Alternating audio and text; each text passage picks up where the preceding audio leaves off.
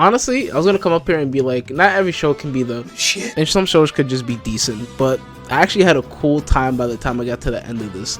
Bullbuster. Wait, why did I say it like that? I didn't even say like it was an anime. I just said Bullbuster. Wait, okay, hold on. Let's try that again.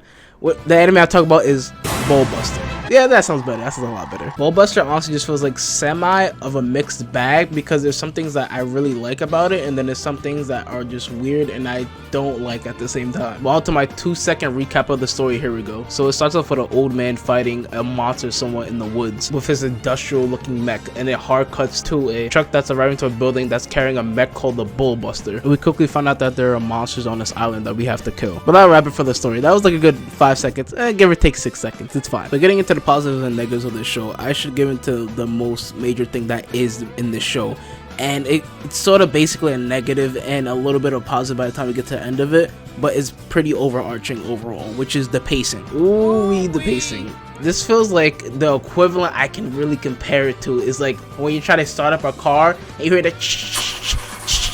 and it's like trying to start up and it's just not starting up. That's what it feels like. It feels like it takes a minute for you to like sort of get invested or sort of feel like I'm really caring by the time I get to this certain point.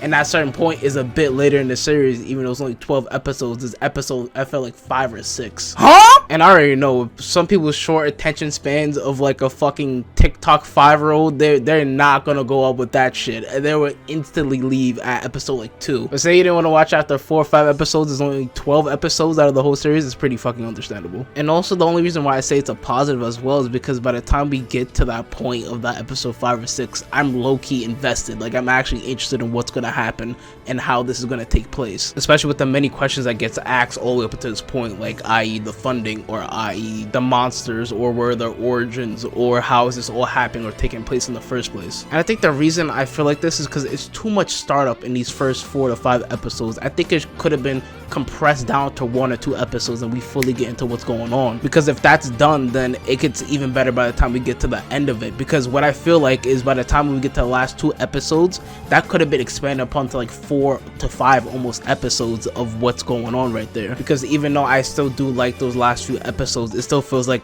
at that point in time, but every time we get to the last 2 episodes, it feels like the fucking Flash. Everything's going by so fast that you can already tell like, oh, this is ending, we gotta hurry up type of beat. But the one overarching positive I will give to that pacing is that they do inherently pace really well of how like what is going on the island, or what is happening with the monsters, and who's like the guy that's behind all of this. Then there's also another positive, which I will give it to a term I'll give understandables, like understandable situations that happen in the show, right?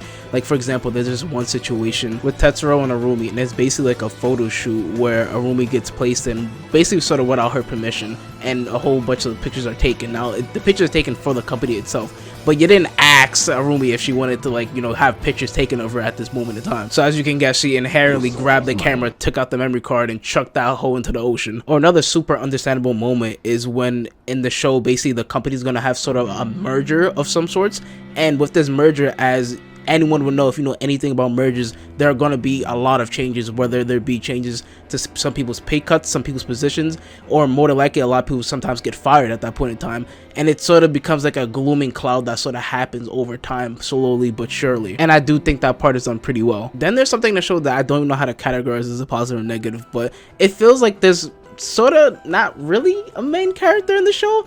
At first it feels like it's Tetsuro when we get in the beginning of it, but as we go on, it feels like it gets a little bit muddied, and then by the end of it, it feels like Tajima, who feels like he sort of takes center stage by the complete end of it. And while I'm on the topic, I might as well just talk about the characters themselves, right? So with Tajima, I feel like he has a nice, beautiful character arc of him being like sort of spineless and sort of like a cocoon butterfly. He comes out and he becomes like a more braver person and does things that he normally would have done before, i.e.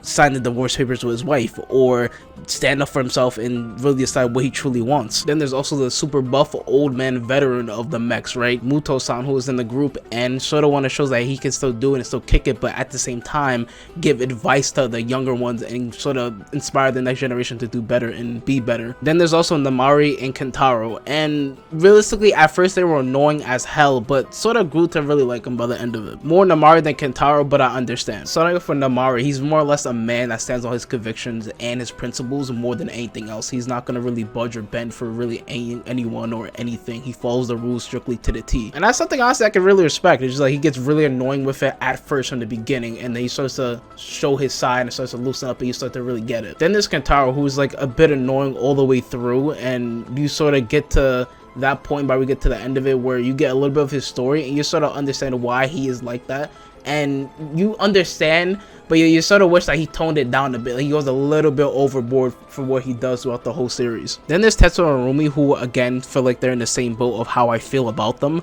but I will say for both of them that I'm a little bit sad or a little bit disappointed in them for a few number of reasons, right? So with Tetsuo and Arumi, I wanted more. Like I wanted more when it came to like who they are as a person and more to their story. With Tetsuo, we get like a bit of a taste with it, right? And we sort of get that little bit of a hint, oh, this is why I act this way, or this is what's going on with me personally and stuff like that. And we only get introduced to that for like a little bit in episode 2, and we never get it again. We never get sort of like a character development, or with things kind of going back to normal and him being understanding to some degree with certain situations. And then there's also with Arumi, where I don't feel like we get that much. We don't really get anything really with Arumi. We do have the situation with her being a resident, used to be a resident on the island, as well as with her dog and that sort of little small story arc that happens.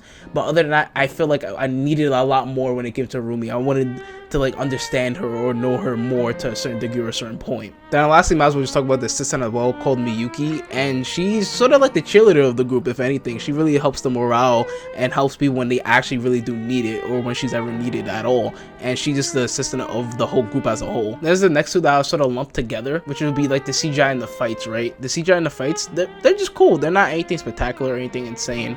I do have enjoyment with them. It does feel like it's a bit dangerous, and it does feel like stakes are at hand when they do fight these monsters. Even though they do have like a one-shot stun gun, but it is a bit balanced. Wait, I said balanced like it's a video game. Even though it's balanced, and in terms of them having to charge it up for a certain period of time to be able to shoot it. And the CGI is fine. Like it's not like it's the worst thing in the world, and it's not like it's the best thing in the world, like Trigun or the cases, right? But I think it's fine, and I think they do some cool things with it, like for this instant when they were in the laboratory and they sort of had fun with it, with the with both animation styles sort of clashing a little bit. But as a whole, in reality, I think it could do a whole lot better if it had a season 2 and you sort of focused a lot more and did exactly what you did for episodes 5 or 6 down, and just do that for season 2. You would have a whole lot more eyes and attention and more people really talking about it, if anything. On top of the added fact of just fixing up the pacing a bit and sort of just focusing on certain more other important parts than others, and then on top of that, really dwelling and going into all of these characters that we have at hand and making it not feel like it's like sort of a tiny, I don't want to say waste because I don't feel like that's true or genuine, but like more potential. Like I see the potential in this show. But what I suggested, well, I had a cool time. I would say watch the first few episodes, get to episode 5 or 6 and see if you like it. If you don't, then just get the hell out and be like, alright, yeah, nah, I'm good. But if anything,